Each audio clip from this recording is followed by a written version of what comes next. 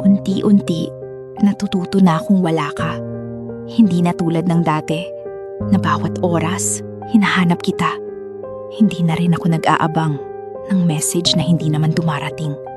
Dati, ang hirap matulog kasi ikaw yung laman ng isip ko. Pero ngayon, may mga gabi na kaya ko na. May mga araw na hindi na kita naiisip. Hindi dahil nakalimutan na kita, kundi dahil tinatanggap ko na. Unti-unti, nasasanay na akong wala ka. Hindi na masyadong masakit.